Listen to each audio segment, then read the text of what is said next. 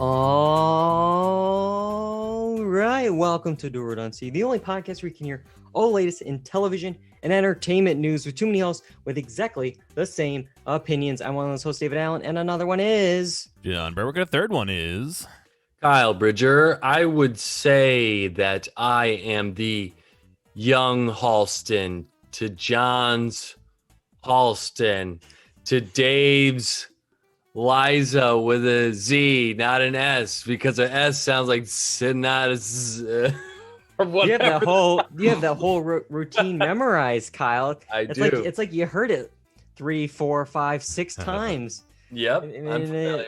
In a few minutes. But yeah, Halston, young. I thought you were going to be like young Halston, and then this guy, the hack, because we're talking about hacks on HBO Max as well. See, you always have the better ones. What are you trying to say? The better insults for me. Yeah. You trying to steal my thunder? Yeah, the better way to insult me. But 2 new shows tonight. But we have this first segment first. And John, steal my thunder. I can't remember it. What is it? in and out points. In oder out. In oder out. In, out. Yes, it is. It is in and out points. Yesterday, AT&T and Discovery Inc. sent shockwaves through the entertainment world when it was announced that AT&T's Warner Media would be spun off and combined with Discovery into a new standalone company. They spent a lot of money a few years ago, AT&T, to acquire Warner Media, but now they're spinning it off. And while the deal won't take place until mid-2022, it will create a media powerhouse that will include HBO, CNN, Discovery Channel, Food Network, HGTV, Cartoon Network, Animal Planet, Turner Sports, TNT, TBS, Warner Brothers, and much, much more. Nearly 200,000 hours of programming and over 100 different brands. Oh boy, John, what do you think about this spin-off merger here between AT&T and Discovery Inc.? Well, actually, Warner Media and Discovery Inc.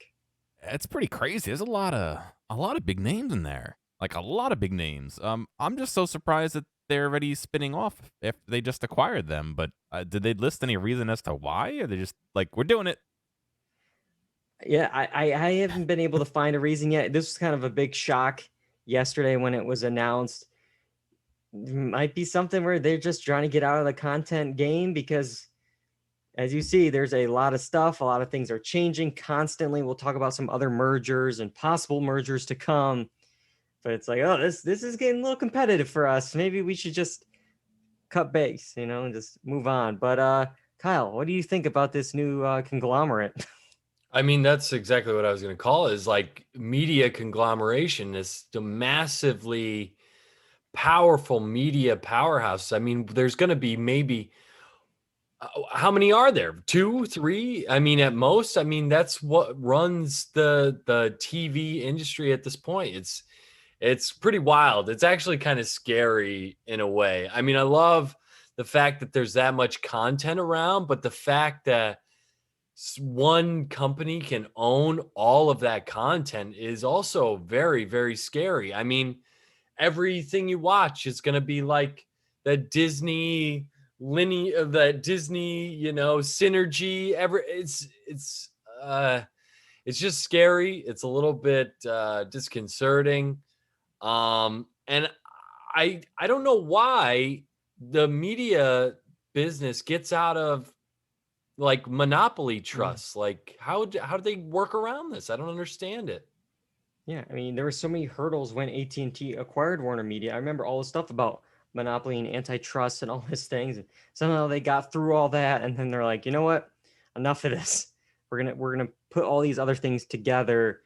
And yeah, there's so much here. You have prestige television in HBO. You have news in CNN. You have, kids entertainment with Cartoon Network.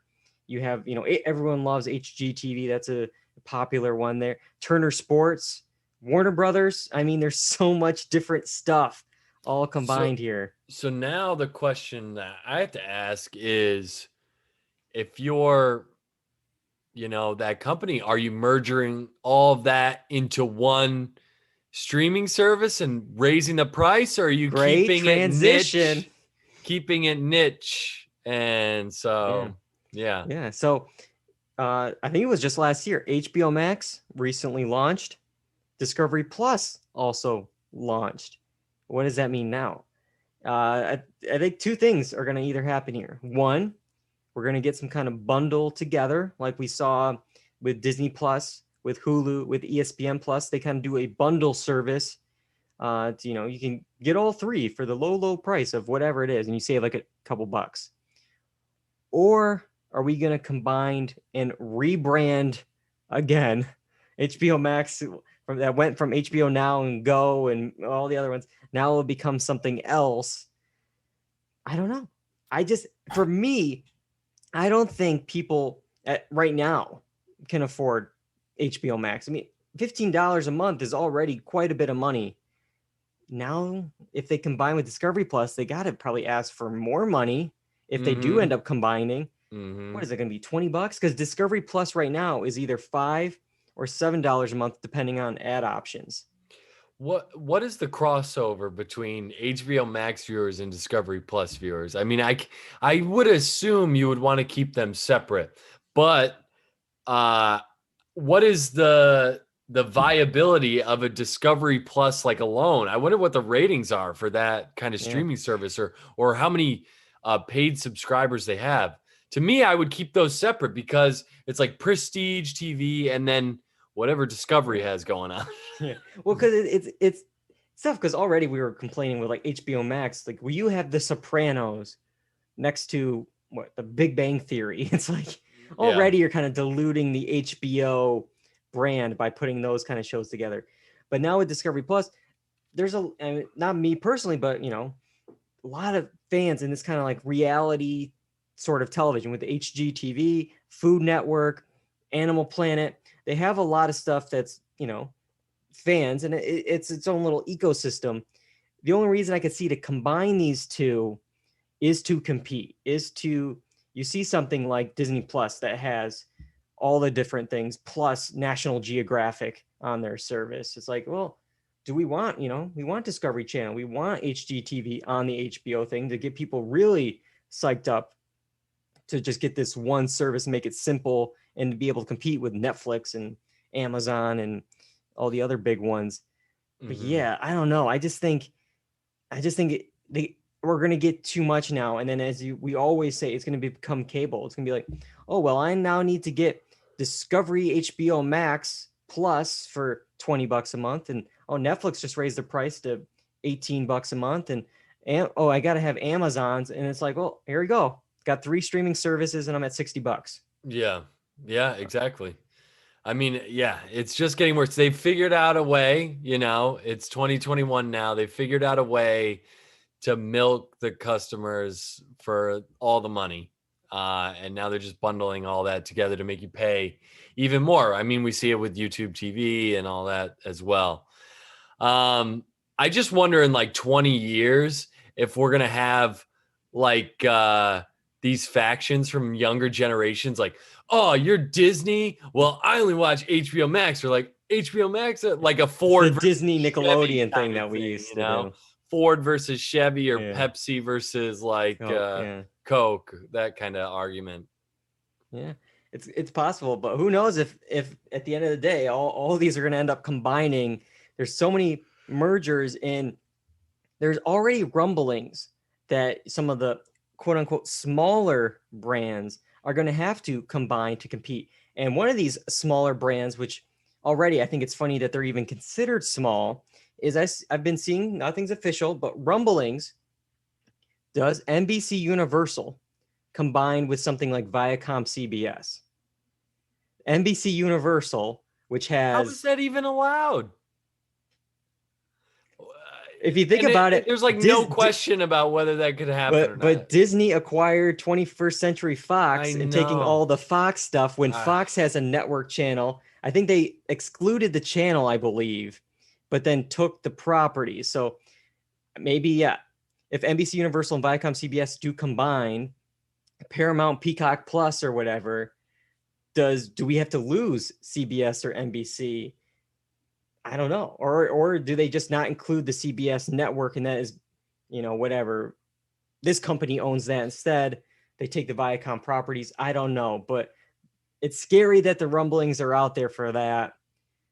The one that's stronger of a talk, I've seen a couple articles today about it actually, is MGM possibly being bought out by Amazon for around $9 billion.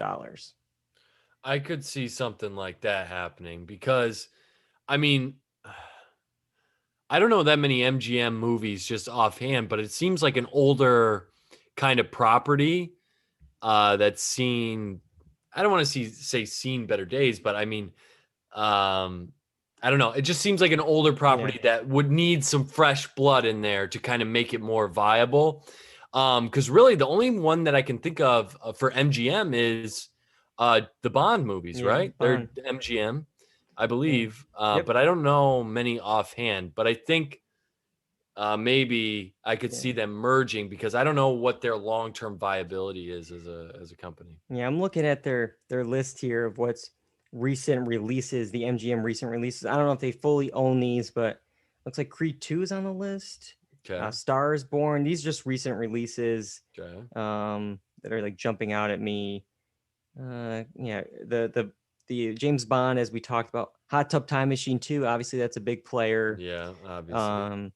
A lot of these are Hansel and Gretel, Witch Hunters, Hobbit, Unexpected Journey. So I don't know. I don't know exactly what they fully own, but it is funny because I remember seeing stuff when No Time to Die was being supposedly maybe sold off. They were getting bids, and I think Amazon was like, "Oh, what about $500 million? We'll take it." No Time to Die, and they're like, "No way!"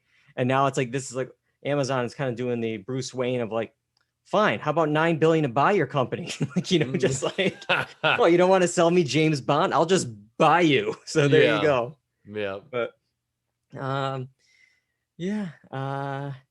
lot of stuff going on with Warner Media and HBO. A lot of stuff we're going to be keeping an eye on because this is ongoing, and I think it's going to get crazier. Yeah, it's wild to me that there's like Amazon is now like just by the sheer amount of money that they have is now a major media player. I wouldn't necessarily think because we had the ratings, right? It's like Amazon is kind of up there, but it's not even the top player. But just by the sheer amount of cash they have, that they could buy out an entire like movie studio is just wild to me. It's crazy. And I mentioned stuff going on at Warner Media and HBO. One of the extra things in this kind of story is the stuff with the day and date releases. Is that going to still happen? We do know that the guy who made the decision is actually going to be out. I don't know if anything is related, but Warner Media CEO Jason Kilar, who was appointed the role just in April of 2020, is actually negotiating his departure with this merger because now there's going to be redundant employees when two companies with the same CEO are going to combine. But according to the New York Times, he was, quote, kept in the dark about the deal until recent days.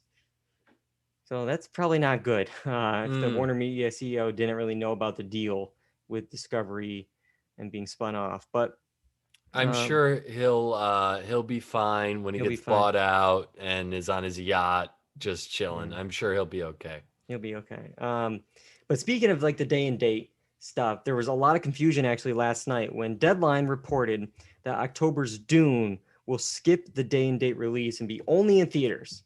Only in theaters. We've talked about Denis Villeneuve is very angry about he wants this in theaters and stuff like that, and Legendary Entertainment wants to. A lot of hoopla about that. But then Warner Brothers head of communications corrected the story.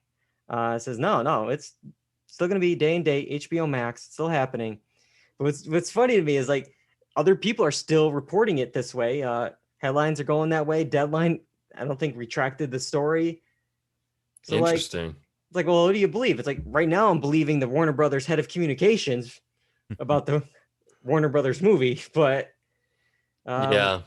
looking back at I mean, it's still early to tell, but that full 2021 decision that I look so fondly on, with everything opening back up, it could be like end of the year. It could be like, well, here's what I think is going to happen. This is my guess, is they will push some of the other ones, October, November, December releases to 2022, but then they'll still have like Dune. Like I think Matrix 4 right now is in December. They'll push Dune to like the December date, and then Matrix will be in 2022. So then that has to be in theaters. But they'll be like, no, all of our 2021 releases are like that, but they push some of the ones at the end. That's a good theory. All right. Well, let's move into our next one. We have a couple more in and out points to get through. And we're talking about Netflix, another streaming service giant. If we had a dime for every time we discussed a new Netflix feature on the podcast, we could probably afford the next service they're reportedly testing now. Netflix has surveyed some users about a potential new service called N+. This service could include custom playlists for TV series, behind-the-scenes production info, and podcasts. It would be, quote, an online space where you can learn more about Netflix shows and things related to them.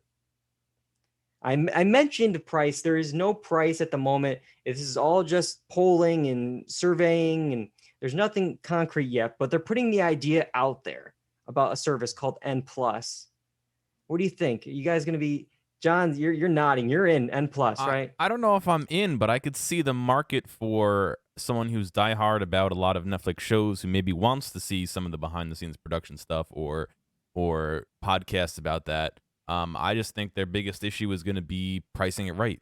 I know, I listen to some podcasts, and I toss a couple dollars to access some more of their stuff. They run 2 or 3 podcasts, and they do another 4 or 5 in Patreon, whatever. Yeah.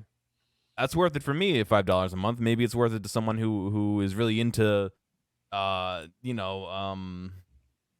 Mirror, to see conceptual shots or story making elements that the director, maybe it's worth it to somebody. I don't know if that somebody's me, but I can kind of see what they're aiming for.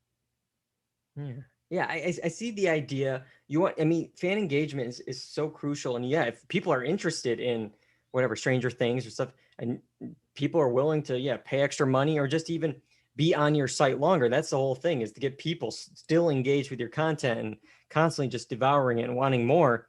That's good. It's just, again, there's no price yet, because it might not even be a charge, but it has to be a charge. They're a business, so that's what they're making content. They're not releasing this stuff for free. I just can't do another one. Kyle. Yeah, I can't do another service too, but also this feels like, in the DVD, when you buy the DVD, I mean, isn't this what we should be getting with the original movie? I want the shouldn't that be the commentary? Should be like in the episodes and more. Oh, behind the scenes, cool. I can check it out. This feels like they took people that do this on YouTube, like behind the scenes, and are now trying to make more money off it, which by all means, go for it. But if I'm paying for the service, right? I'm paying whatever, $17, whatever Netflix is now, which is wild, but $17, that's like a DVD. That's like a new DVD. Why can't I get the behind the scenes with everything else? I don't get it. Scenes in Soon we're going to have to pay HBO to give us the closer look at the end for the 6 minutes at the end. Oh, you want scenes from the next episode? Well, I know. It's just put in a quarter. And I understand that people make content and that they should be rewarded for the content they make. But now it feels like we're just nickel and diming everybody for everything. And it's just, I don't know. I don't know. I don't know if I'm the outside on this, but it's just too much. There's only so much time in the day to watch the shows, let alone behind the scenes of the shows. Exactly. And if Netflix wants to put Dual Redundancy talking about their Netflix show like Halston on N+, I don't know if you want to after my review, but it's yours. Put it up there. Give me a little cutback. Okay. Yeah, I'm also just thinking about I have just such a terrible view of the guys that are, or guys and gals that are in a room pitching this stuff. Just somebody sitting with his legs crossed up on a desk. What if we had a playlist of behind the scenes, like a DVD? And it's like, my work here is done. Done for the day. I'll be at. It's just like, what? These people are coming up with wild, like, I'm sure they just have like an innovative team there that just is ideas for how they can commercialize their content. Yeah, some of these ideas that was listed in the survey include a place that lists all the music used in television shows, so users can create a playlist. Plus, also users could create playlists of their favorite shows or movies. And Well, why do we need to pay for that? Yeah, I mean, again, we don't know if it's going to be costing yet, but I'm going to assume if it's N plus, I mean, you can't charge zero for a plus, as we learned over the last 2 years. It's extra. Is plus really a minus? Or... There you go.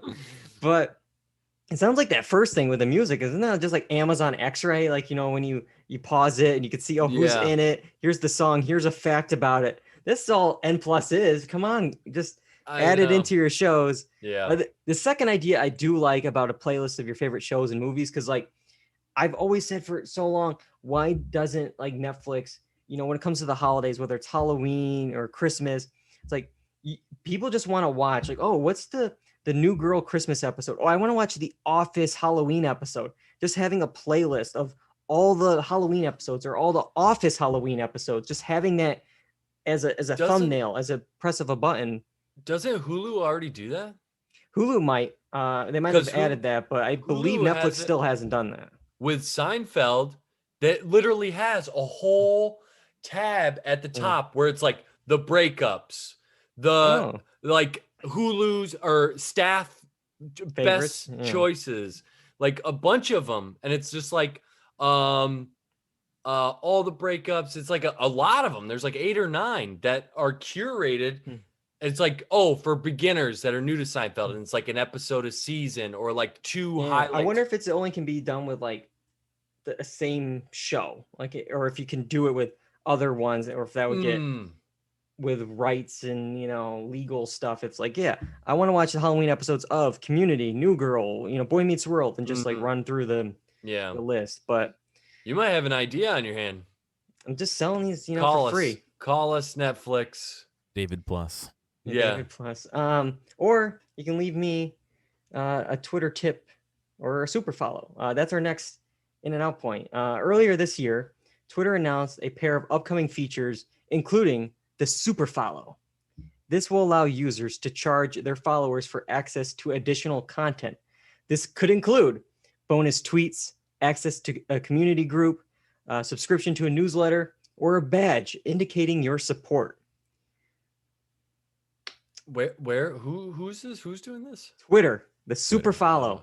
This is where I go in the nickel and dime category. This is too much for me. I don't like this.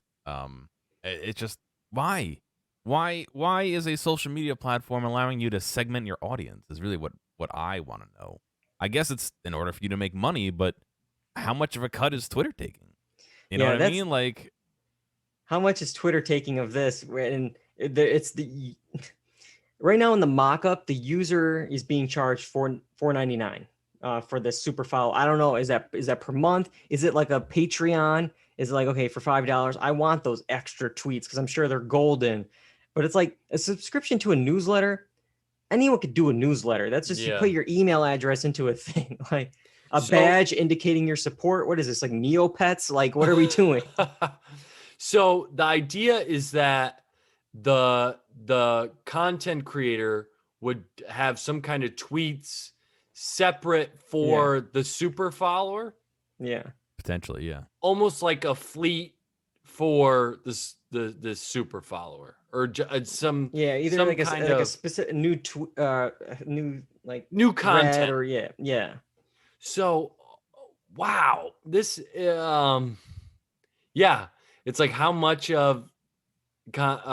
is Twitter taking it from it, and also now if you're I don't know, like how many people are using their actual material on Twitter? You know what I mean? I don't. Yeah. A lot of I times don't. I feel like they're either using their B- stuff, the Yeah. stuff that they're working out. Because yeah, you're Uh-huh. not going to give the stuff out for free. That was the whole thing. Why am I going to tweet this great idea when I can make money off it? Well, now you can make money off it. And I will say it does remind me a little bit of Patreon. The only thing I'm hoping it doesn't end up like OnlyFans, because it's like it's a very fine line where you go from like, oh, here's a bonus tweet to, well, a bonus photo I got of you. Here you go. What do you think of this? Which I mean could seriously happen. Yeah. Which Oh, could be a real thing. yeah. But there's also another thing that Twitter is trying to do. They really want their users, I guess, to make money. They announced also this month the tip jar. This icon will be next to your follow button and can be linked to whatever payment service or platform you prefer. Now, supposedly with the tip jar, there's going to be no cut from Twitter. You're going to get this, extra money for that solid gold tweet that you have, Kyle. People can send you, hey, that was a good one. Here's $1 or $2, and then there you go. They can Venmo you an extra, That's how few much dollars. that tweet is worth. Does it buy the NFT or whatever the token? No, that's going to cost you extra. But yeah, Oh, okay. the little tip jar. Either you guys going to sign up with the tip jar? I don't think so. I've already heard from people who are experimenting with it that if you link it to PayPal, it processes as a payment or something, and the person tipping their like name and address gets sent to the person receiving. And like I don't doxing people. It's kind of like I don't Yeah. unless they solved it and changed the way it worked, but I don't want to know people's names and addresses. I don't want people to know my name and address. Like Yeah. like I don't know. It just seemed like it wasn't well planned out from what I saw. Again, it could have changed, but plus there's so many different ways to tip people and do stuff. Why am I going to tip somebody $5 when I can go to their Patreon and give them $5 and get all the stuff that's already there that they're working hard on? Or what's the thing we have, John? Don't we have something for Dual Redundancy? Like I don't even know. You can subscribe on. No, yeah, you can tip via Streamlabs or whatever for DL. Streamlabs. I don't know. I don't know. We don't even know what it is. Via Venmo at David Allen. Yeah. But yeah, I for our mean, hosting fees. yeah, it's just, I don't know. The tip jar just. It's funny because like when you have like a viral tweet, a lot of people will put something like underneath it, like an extra reply. It's like, oh, make sure you check out my podcast, or oh yeah, here's my Venmo name. Like they're already adding it on there anyway. So this is kind of like Twitter, kind of just like, enough of that. Here's your tip jar up in the corner. They can give you money if they want, but there is one last Twitter thing that they announced, and it doesn't involve money, but it's called communities, which is basically Facebook groups. If we're getting down to it, people can create and join groups around specific interests, allowing them to see more tweets focused on those specific topics. I think I've seen those. Yeah, I think they're starting to roll them out. Yeah, so I like the idea and concept sometimes, but man, I feel like I'm already getting too much on Twitter from stuff I don't follow. I have like friend of a friend like this tweet. It's like, yeah, okay, cool. Like, and then why should I see this? Like, I have no interest in this, but it's showing up in my feed. And then like the only options are like, well, you can block your friend who like this. And it's like, on top that's a little drastic. On top of all that, they have hashtags already. Yeah. Which people use, and they have lists, which almost nobody uses. How is this any different than a list? Is that not what it's going to be? A community is just a curated posts of that topic? I mean, you know what I mean? So I don't know what the appeal of this is. They already have a feature that nobody freaking uses. That rebrand. That's how you do it. Yeah, great. But I think it's just these companies are trying to innovate, because when you think about it, I mean, 10, 15 years ago, social media was like the new boom, right? It was like a lot of different things were changing. We had like Friendster and then MySpace, and then Facebook really took over. And since Facebook, I mean, any competition that came in, Facebook just bought. Yeah. So now it's like I think these companies are trying to figure out how to monetize their situation, because from what I've read and heard is that Twitter has a hard time making money Yeah. because I mean those little banner ads, I mean, it doesn't make that much money. You know what I Yeah. mean? Yeah, I hope they're getting more money than, because I just pulled up Twitter right now. It's like every 3 tweets is an ad for something. And I know I'm just It's scrolling through it and I'm only seeing like terrible. a second of it, but okay, everyone is a promoted tweet. Oh, here's DiGiorno. Here's some alcohol brand. Okay, Yeah. here's Raya and the Last Dragon. It's like just Yeah. going through it. And for me, I just hate my timeline just in general because I always have to keep changing it. I want recent. I don't want this like popular thing because I'll Mhm. be looking at it and it's like some of these tweets are like 2 days old and it's just like they're talking about something like, oh my God, did you see that? And it's like, oh my God, what happened? And it's like, oh yeah, Saturday afternoon this happened. Like, it's like Yeah. I've already been there, done that, and there's no real update to any of these stories. But Mhm. I don't know. They're trying. They get, I'm not gonna give what's his name, Jack, a tip on how Twitter currently is running, but all right. One last in and out point tonight. Last week, we discussed the new ways advertisers could use product placement in both new and old content. Well, here, this one new way will intrude on your daily life with your daily commute. And I think John sent me this one. And Ford has patented a new system that uses a vehicle's camera to detect billboards and then pull them up in your car's infotainment display. First off, what the hell is an infotainment display? I know it's your entertainment, console there. I know what it is, but we're really gonna call it infotainment? Really? Yeah. That's what we're going with. Yeah. Can anyone else come up with a better term? Come on, but all right. What do you think of this, Kyle? Start me off. The in-car ads, seeing the billboards, putting them into your infotainment display. Well, I know what more drivers need is distractions along the road. That's for sure. This sounds. Why? I mean, I know why Ford would do this, but why would they want to torture people like this? I mean, it sounds like I would hate this. Of course, I hate being like advertised to. I Yeah. just can't stand it.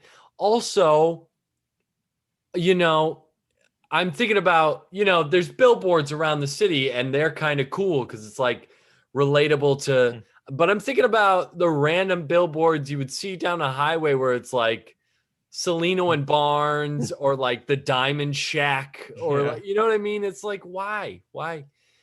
And how many billboards are updated regularly? You go in the subway, they're still advertising movies from like 2019. Yeah. I'll tell you why that they're doing this and introducing this is because right now this all sounds optional and I'm sure it's free at first, but how long does it stay that way? And then it's like, oh, you want an ad-free car experience? $5 a month. I'm sure that's like the next logic. I would bash the infotainment system. But that's I'm sure it's the same display as like when you're backing out and it has the, or your radio or your radio, yeah. your everything is in that thing. So I'm sure, they have the control, they have the wiring to put in whatever they want onto that system here. It's but John, so gross. What do you think about the in-car ads here? I think it's ridiculous. You know what it reminds me of? And this didn't make super big waves because it was an optional thing, but somebody made a airbag vest for motorcyclists that was subscription based, and if you didn't pay your subscription, the airbag wouldn't go didn't off. work. Yes, and this is what this reminds me of is just some ridiculous tech that doesn't need to be there, that only really helps the company. It doesn't help safety. It doesn't help your personal day to day. I don't need to be reminded that there's a McDonald's down the road. I'm sure I can see the 4 billboards and the McDonald's from my car. Like it's intrusive to the point of potentially being a safety hazard. And I kind of agree with Kyle. It would be nice to remove that whole system, but they're going to integrate it in such a way where you're going down the road and you're trying to poke the radio station without looking because you want to, be safe and keep your eyes on the road and change the volume or whatever, and then all of a sudden your music's gonna dim and you're gonna start hearing, some kind of Quick Arby's check commercial. summer Yeah. something. Ba-da-ba-da-da-da. Yeah. But it's just like I don't understand why. I do understand why, but I really hope we don't go to this point where everything is going to be nickel and diming advertising, and it's kind of sad, and it makes me not want to consider getting a car that has this in there. If that means I have to buy a used car, maybe that's what it's going to be. Maybe people are going to stop buying new cars if they're going to be pushing all this stuff. I don't know. That's it. So we didn't talk about like how it kind of works and what it's going to do is, because billboards are, great visually as you're driving past them. It doesn't really help with like detailed information like phone numbers, addresses, website and stuff, because you're going by so quick. It's like 555. Oh, I missed it, whatever. But cars nowadays obviously have cameras. So what it's going to do is going to take a picture of that. It's going to scan it, analyze the data, and then it's going to give hyperlinks on the infotainment display to either call, like the restaurant or the service, or you can visit the website. And okay, I could see maybe the call one, but also at the same time, it depends on what it is. If it's the call of, okay, you're driving 9 p.m. and there's a diner. It's like, oh, is the diner even open? Should I stop? Let me call real quick. And you're Bluetooth, you're not touching anything. You could still be on the road. But why are you going to visit the website, look at the menu? There's too much going on. Is that for the co-passenger? Maybe the co. I don't know. Yeah, maybe the co-passenger could do it. But yeah, for most restaurants and for most things that you're going to need on the road, why do you need to call them? Why do you need to visit the website when it's a McDonald's or Burger King or whatever it is? If it's like a specific service or like a tourist attraction, maybe. But like that, I mean, what's wild to me is that you have a whole computer in your pocket and you're telling me you need something so bad that at that moment it needs to pop up in your car so you can hit the hyperlink at that. Oh my God, I gotta have it. Like, it's just insane. It's insane to me. Just if you want to go pull the car over and then you can find out where it is. I mean, you have Google Maps, you have all these different things. I don't understand it. It sounds so silly Not to only me. that, how hard is it to say, hey, assistant, call XYZ? You know what I mean? Or Yeah. And on top of that, I feel like most billboards, you just want to know the name. Like if it's a advertisement for a plumbing service or something. Yeah, remember the name. You don't need to call them right now. Yeah, and then look it up on your phone when you're in a safe location, not driving down diner. 4 lanes of traffic. The ones I like on like the interstate are the ones that are like, it's blue and it has like, okay, it just says like lodging and it just shows pictures of what's at that exit. That's all you need. Because it's like, oh, at this rest stop, there's a gas station and a Chipotle. Okay, I'll go to this one. And you just, it's like, oh, there's nothing. All you need is a picture of what's there. I don't need to see the Baconator or whatever it is to make me want to pull off. Okay, My other big question is this going to be specific billboards or all billboards? Because what does Ford have to gain if it's all billboards besides putting a fee on it later? Is this going to be where it scans a billboard and determines, oh, that's one of the premier billboard companies that pays us a fee to stick this in? You know what I mean? Maybe. I saw something that Ford could like potentially work with advertisers to help the car see the billboard, ahead of time to better recognize it. Maybe put in some extra incentives. It's like, oh, yours will stand out more. Maybe yours comes with a tone, something extra. But then it's like, this is I'm in a Ford car. There's a Chevy billboard. Oh, no billboard here. Yeah. Keep going. Like, I don't know. Big Brother. Yeah, it is really like Big Brother because, I mean, if you just think of how advertisers have infiltrated every way of life. In the home, there's cameras on your TV. There's microphones on your Alexa and your Google Homes and all that, so it's just never ending. It's just like, can I be left alone to just drive this car off the cliff because you make me want to with these advertisements, Well, Yeah, so we'll wait and see. We're not quite there yet, but it's coming. It's coming. All these things, the apocalypse is near. So, Ugh. all right. Well, we have two things to talk about tonight. We still have two shows to talk about. In order to talk about them, we have to go back. So, guys, send us back. We're back, baby. Gotta get back in time. All right. Halston, the series premiere, Becoming Halston. It dropped on Netflix May 14th.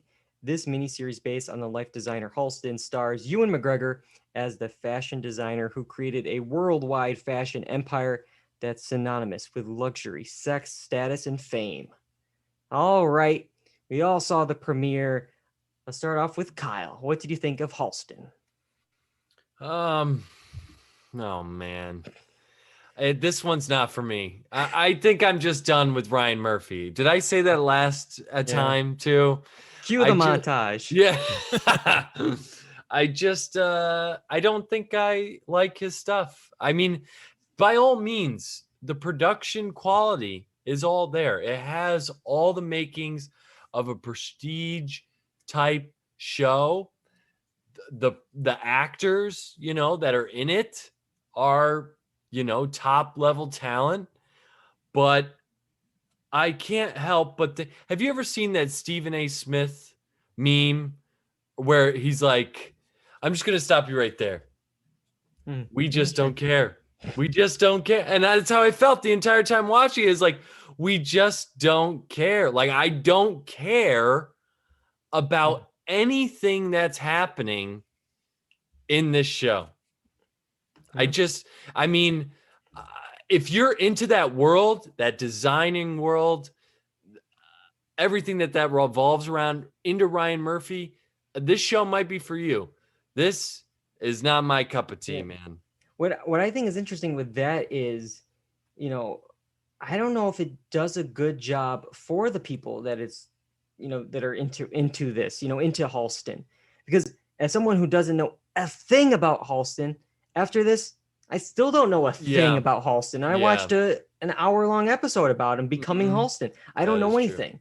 So it's kind of like, who is this for? Like, it's, if you're a fan of fashion and stuff, okay, yeah, sure. It looked really nice. The costumes were there, but I didn't learn anything extra from this. Because I think, we'll get to it. The characters just were pretty one-dimensional. It was a lot of like, hey, look at this reference, or hey, Liza Minnelli. It was just like Easter eggs, and it wasn't.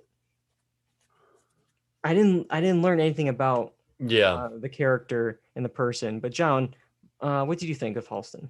I agree with you guys. I don't know if I am as down on it as you guys have been, but yeah, I don't think I personally would watch more unless I hear something crazy happens and it's different. But yeah, it was okay. Of the two we watched, I probably would continue this one if I had to pick. But I might do that. We'll talk about it. Yeah, I have some complicated stuff about hacks, but yeah.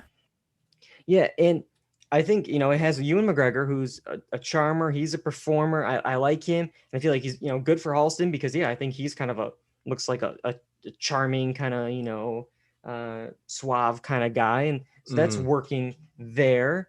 As you mentioned, Kyle, the production design, the costumes, the classic colors, you're transported back. That's all there. Yep.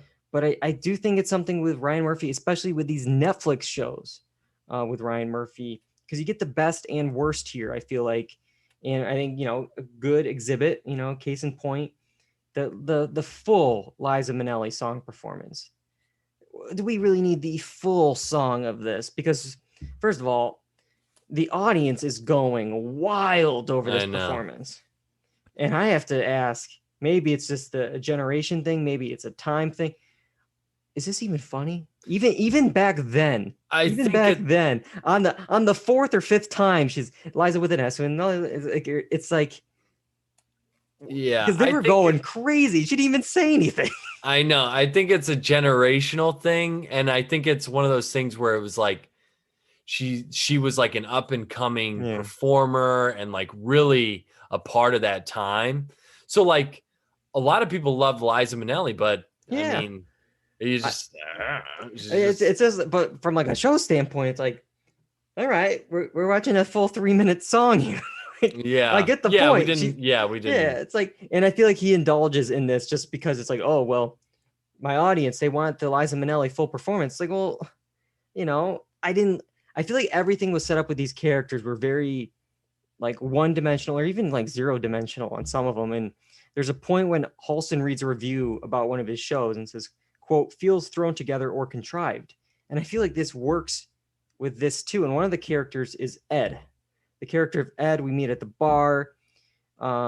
Surprised it took 6 minutes to get the obligatory sex scene Yep. in a Ryan Murphy show. But I feel like he's only there for the plot explaining.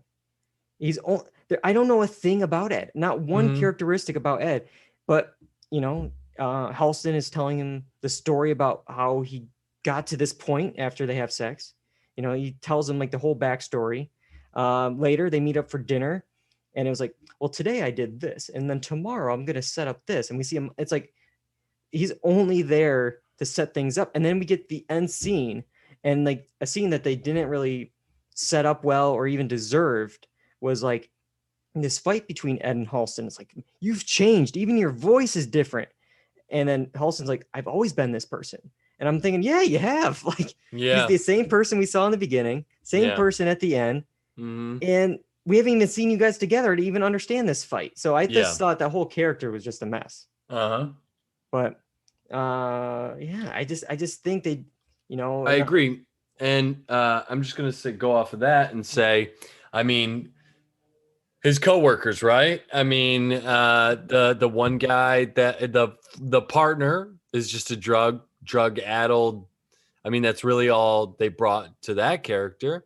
I mean, it is a first episode, and you're trying to introduce a lot of different characters, but they have a throw off line of like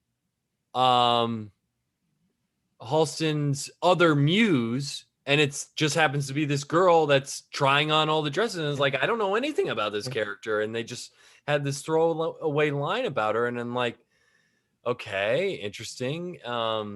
So I mean, yeah, there's just not a lot happening with the character development with the show. and that's what you need to like keep going, because you need to be like, oh, I'm rooting for this character, I want to see more of this person.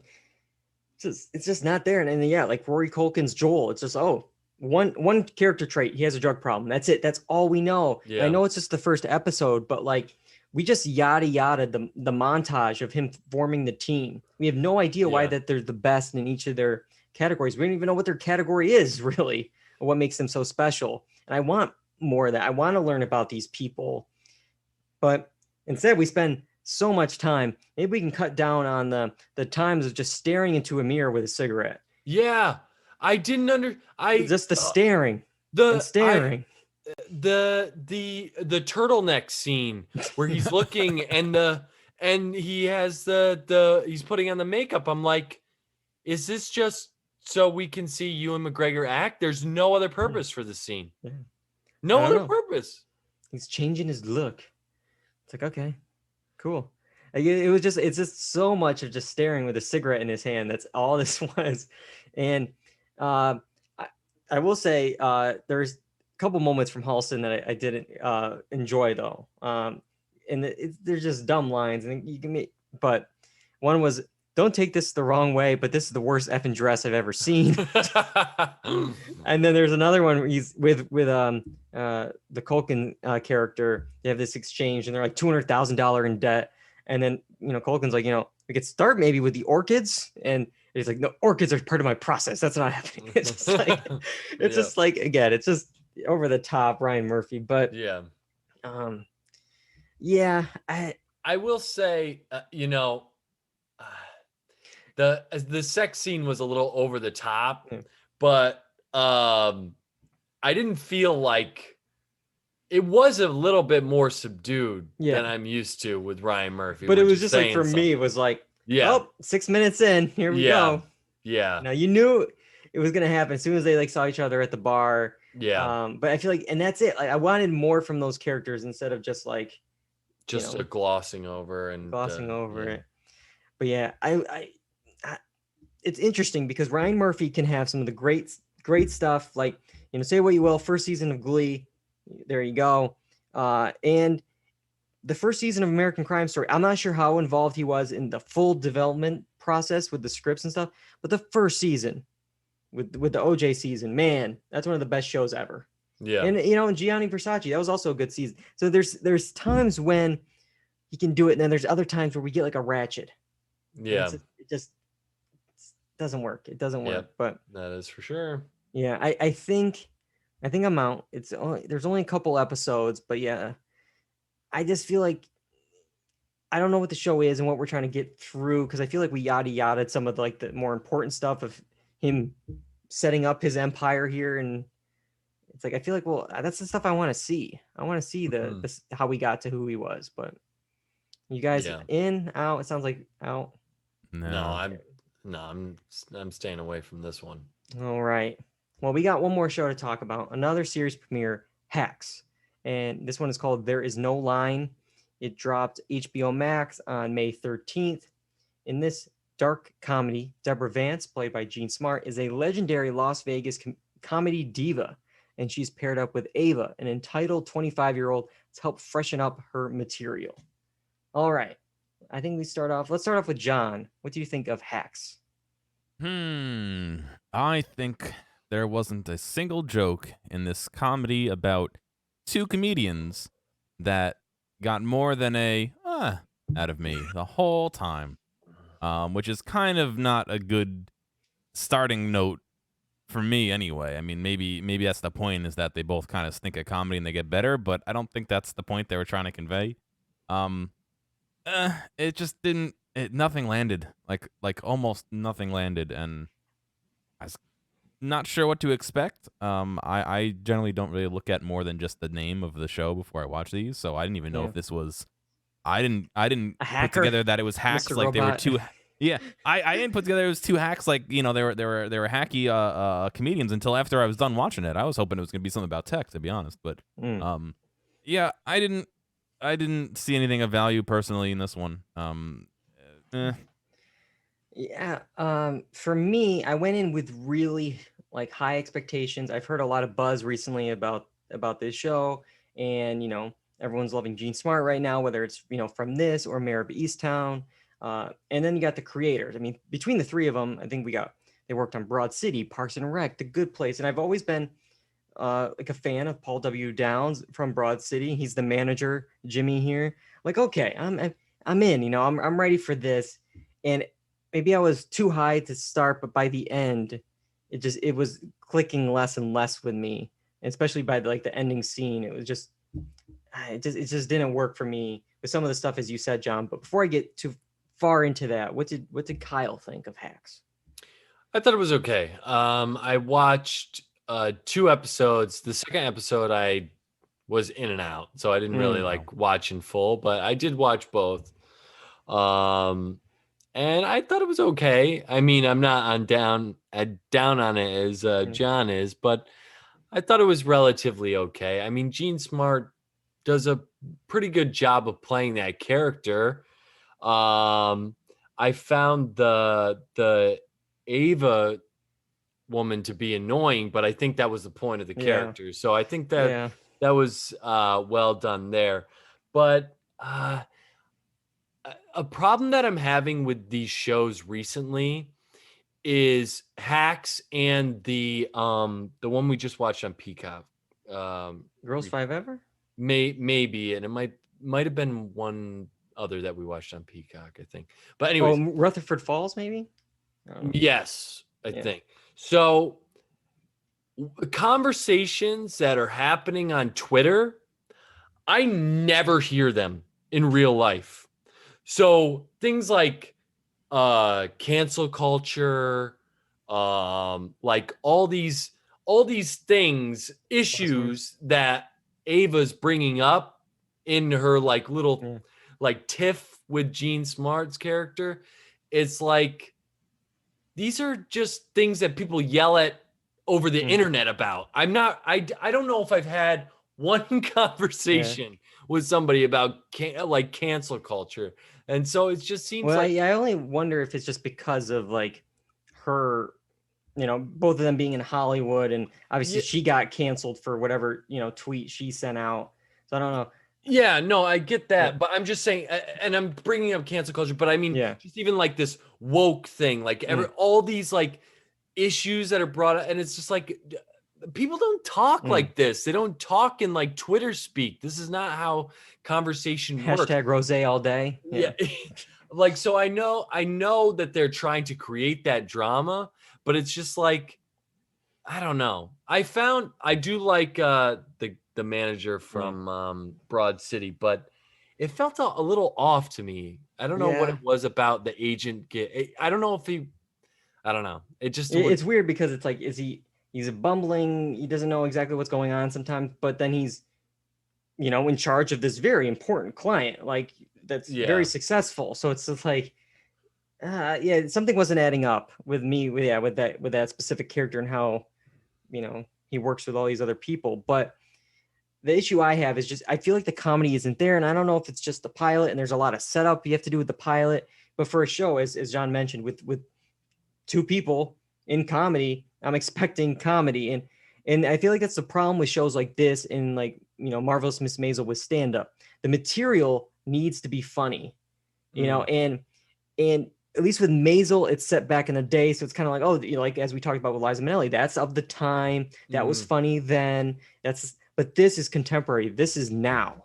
And it's not funny now. And to me, the ending was so contrived. You saw it coming. But when the two of them are in the living room and, it's supposed to be them kind of like joke insulting each other, one-upping each other. Yeah. And to make Jean Smart to be like, wait a minute, that's hilarious. You got to work for me. Yeah. And none of them was funny. When she had to race her car up with the comeback line, still not funny, still problematic, but hey, hilarious. You got the job. And it's like, really? Like that? Yeah. It needs to be boom. It needs to be a knockout. And it's just like, yeah, by the ending, it did feel fake. It felt, you could see it coming from a mile away, that everything that you just said, I totally agree with. But there was something about the show that made me want to keep watching.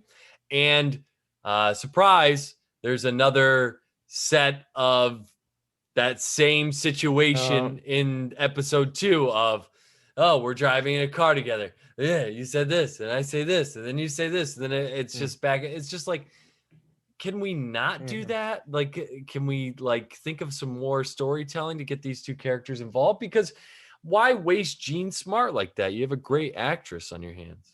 Yeah. And, to go off of like the Maisel thing, I feel like there's so many shows right now and in the past about Hollywood and about stand-ups and about comedy. I mean, just on HBO Showtime, in a way you could say, okay, you got Entourage, you have I'm Dying Up Here, you have Barry, you have Crashing, you have all these shows where it's like somebody's in the entertainment world dealing with auditions and callbacks and stand-up. And I need something more. I need something more than just, by the books Hollywood stuff, because we've seen it played so many times. And that's why you have a show like Barry doing so well, because it's doing something different. It adds the drama elements to it all. But when it's the same stuff, like, I mean, this is almost like a plot in Marvelous Miss Maisel in a way. There's the Jane Lynch kind of character in Maisel, who is kind of the hack that's doing the same old routine after all these years, and people are she's paying writers and using them, and it's like we've seen this before, and it's just I just needed more from it. And you did bring up Ava, and I will say, yeah, she's annoying, and I think that's again the point of this character. You're not supposed, so they're doing a good job there, but I just the stuff of her being so entitled and like I deserve this, and okay, you get to this interview and sure, it sucks. It's not the great job that you wanted, but you don't do 1 ounce of research. You don't care at all. It's like, well, She knew enough. She knew enough that her sister took her husband, but nothing else about Yeah, her. That's it. That's yeah. all she knew about her. But yeah, it's like you have YouTube, look up a clip. Yeah, Mm, it's just something the basic here. So yeah, don't be surprised when you can't name one joke that this person has said. That mm, yeah, you didn't get the job, and you don't have to call her, all the words that you called her too. But mm. uh, there was a couple lines I'll run through real quick that I liked. If you guys have any, I liked nominated for an Emmy almost, just like the way they threw an almost at the end, and then college kids will pay $1,000 to see a guy in a helmet press play on an iPod. So it's true. Yeah. It's basic, but yeah, it was still funny. Anything else that stood out to you guys with these episodes? Any other No. jokes? Any other moments? Anything else that What do we think about because there was that girl from Twitter that kind of made her like that's a Meg Stalter, I think is her name, the receptionist. Oh, But I see okay. her on my Twitter timeline all the time. Yeah, Uh, yeah. I Right just now, felt like it she's was a little too goofy. forced. Yeah, it Yeah, felt a little goofy in the first episode. I haven't seen the second, but it just felt a little forced. Like I mean, I don't know. It's like a character that they just threw out there because they needed somebody extra. But I'm like, could we find another way to make her more impactful? I don't know.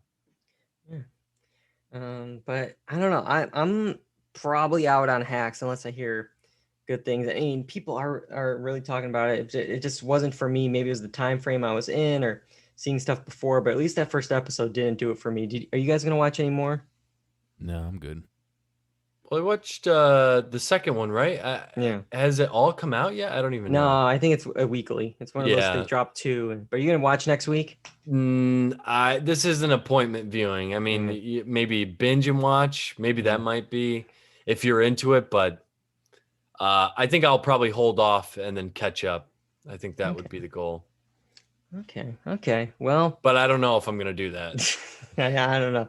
Well, you'll have some time to catch up if you want, because we're not talking about TV for a little bit here. Instead, next week, we're going to talk about summer movies. The season is back, it's officially starting. And normally we do a box office draft, but it's still too unpredictable. It's not fair.